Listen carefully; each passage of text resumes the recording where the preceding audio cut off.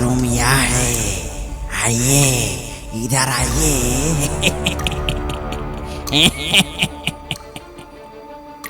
उस पर ज्यादा गर्मी पड़ने की वजह से मैं बहुत बीमार होकर पड़ा था।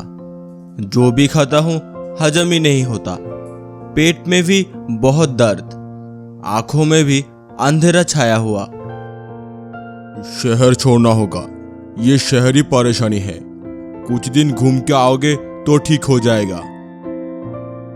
ठीक हुआ पश्चिम में किसी शांत जगह में जाकर महीने 2 वक्त रहकर आऊंगा।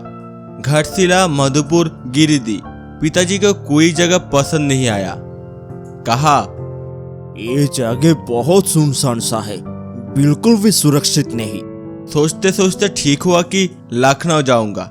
हमारे पूर्वजों का वहाँ एक घर है, बहुत पुराना घर। उस घर का क्या हाल है वो भी नहीं पता। लंबे समय से वह नहीं गया। ठीक हुआ मैं और पिताजी वहाँ जाऊंगा। माँ और मेरा छोटा भाई यहाँ कोलकाता में रहेगा।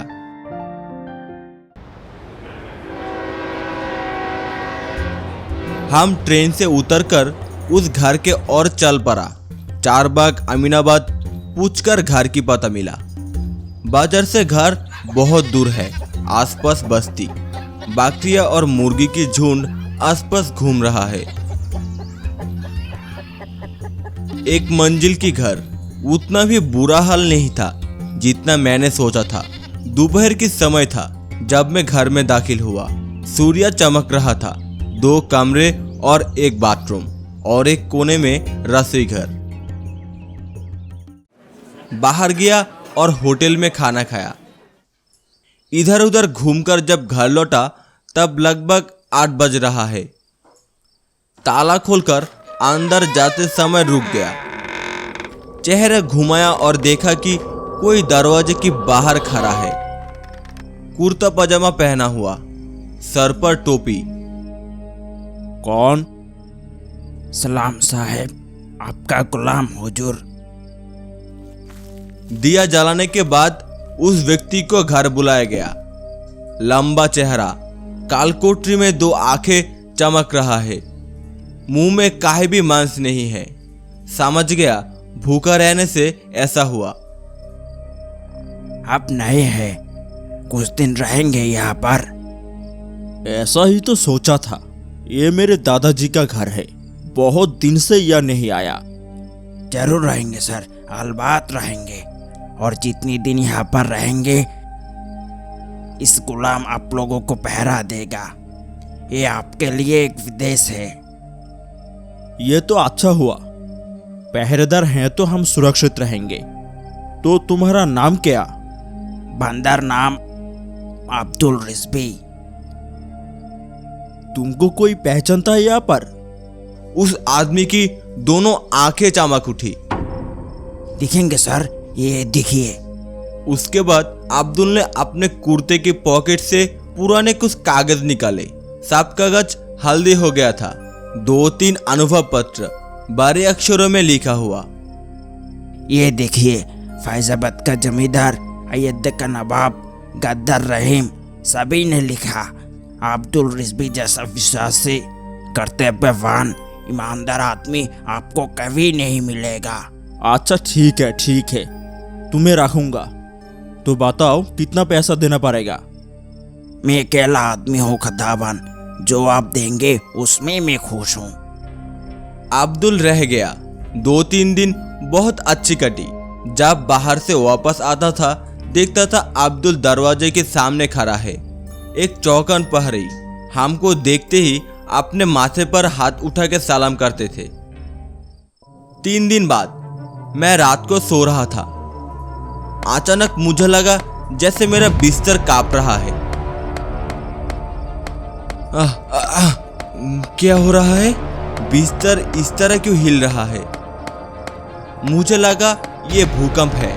ताकिए के नीचे एक टॉर्च थी और मैंने उस टॉर्च को जलाया। देखा कि पिताजी की बिस्तर सही जगह पर था, लेकिन मेरा बिस्तर कुछ दूर चला गया। भूकंप से तो ऐसा नहीं हो सकता। गला से आवाज नहीं निकल रहा था। किसी तरह डरी हुई आवाज से पिताजी को बुलाया। पिताजी, पिताजी, पिताजी उठिए। कई बार बुलाने के बाद पिताजी उठ बैठे। क्या क्या हुआ? क्या हुआ बोलना नहीं पा रहा। बिस्तर का हाल देखकर ही समझ गया। वहां कैसे गया? यही सोच रहा हूं। मेरा बिस्तर किसी ने यहां पर ले आया। पिता ने कुछ देर सोचा और बोला, तुम्हारी बीमारी तो एक नहीं अनेक है। नींद में बात करते हो। एक बार नींद में शिवपुर के घर की बेलकनी तक चला गया था, याद है? उसी तरह आज भी लगता है बिस्तर को खींचकर इधर ले आया। रुको, बिस्तर को सही जगह पर ले आता हूँ। पिताजी बिस्तर से उतरते ही हुआ एक अजीब सी कहानी। मैं अपने बिस्तर पर बैठा हूँ। अचानक बिस्तर वापस अपने पुरानी जगह पर चलाया। हाथ डर से कांपने लगा और टॉर्च नीचे गिरकर ऑफ हो गया। अंधेरे में सिर्फ मेरी धड़कन सुनाई दे रही थी। पिताजी उठे और दीपक जलाया। फिर पूरे रात हम दोनों खामोश बैठे रहे और नींद नहीं आया। हम में से कोई भी भूत में विश्वास नहीं करता, लेकिन उस रात की बात ने हम दोनों को सोचने पर मजबूर कर दिया। उसके बाद 15-20 दिन कोई समस्या नहीं थी, कोई डर भी नहीं थी। एक समय में मैंने सोचा था कि यह सब मेरी दिमाग के वहम था। फिल्म देखने की वजह से उस दिन थोड़ी देर हो गई थी। खाने पीने के बाद लगभग 12 बज चुके थे। सर्दी शुरू हो चुका है। इसके अलावा लखनऊ में सर्दी का प्रकोप कुछ ज्यादा है। मैंने शाम को सारी खिड़कियां बंद कर दी थी। आधे रात को अचानक सारी खिड़कियां खुल गई। बंद करने में तकलीफ थी तो एक खिड़कियां खोल जा सकती है, लेकिन एक ही समय में चारों खिड़कियां कैसे खुल सकता है? पिताजी बिस्तर पर बैठ गया। उठते ही मुझे डांटना शुरू किया। क्या तुम खिड़कियां ठीक से बंद नहीं कर सकते? आधी रात में परेशानी। पिताजी ने सारी खिड़कियां बंद कर दी। फिर 5 मिनट बाद पिताजी बिस्तर पर लेटते ही खिड़कियां फिर से एक साथ सब खुल गई। 2-3 बार ऐसा होने के बाद हम दोनों थोड़ा डर गए। मुझे ठीक होने की जरूरत नहीं है। इस भूतिया घर को छोड़ देना ही बेहतर है। अब्दुल को बुलाना ठीक होगा। अब्दुल? अब्दुल क्या करेगा? जब हम दोनों खिड़कियां ठीक से बंद नहीं कर पा रहे हैं तो उसको एक बार कोशिश करने के लिए बुलाइए। अब्दुल, अब्दुल। तुरंत जवाब आया। हुजूर, आश्चर्य लग रहा था। अब्दुल आदमी है या मशीन? खिड़कियां सारी बंद नहीं हो रहा है, एक बार देखो तो। जी हुजूर। फिर अब्दुल ने एक एक करके सारे खिड़कियां बंद कर दी। फिर वो 1 मिनट भी खड़ा नहीं रहा, सलाम किया और चला गया। हमने दरवाजा बंद किया और कुछ देर इंतजार किया। नहीं, खिड़कियां नहीं खुले। इसका मतलब है कि हम शायद खिड़कियों को ठीक से बंद नहीं कर सके। रात में कोई समस्या नहीं हुआ। अगले दिन दोपहर को मैंने अब्दुल को देखा। आमतौर पर दिन में वो अपने घर रहता था, शाम को वो पहरादारी करने आता था। लेकिन उस दोपहर को देखकर मुझे थोड़ा हैरानी हुआ। अब्दुल को मैदान की चारों ओर कुछ ढूंढने देखा। अरे अब्दुल, क्या ढूंढ रहे हो? अब्दुल थोड़ा चौंक उठे। उसने कुछ देर तक मेरे तरफ देखा और कहा, मैं कुछ ढूंढ रहा हूँ खोखा बाबू। बहुत दिन पहले खो गया था, लेकिन मुझे ठीक से याद नहीं है कि मैंने इसे कहाँ खो दिया। अब्दुल जवाब दे के चलना शुरू किया। धीरे धीरे बस्ती की ओर चला गया। उस दोपहर बारिश शुरू हो गया, बेमौसम बारिश। मैं समझ गया था कि यह बारिश के बाद यह सर्दी बढ़ जाएगा।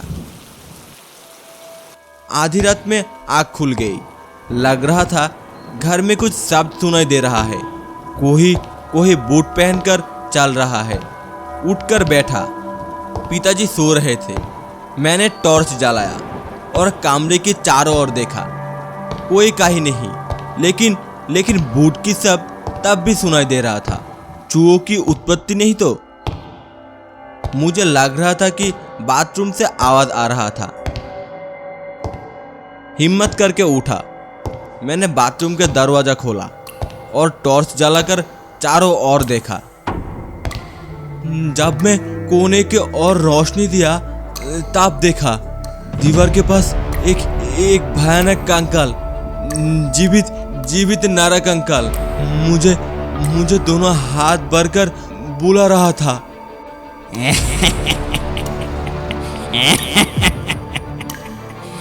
खोका बाबू, बाथरूम यहाँ है, आइए, इधर आइए।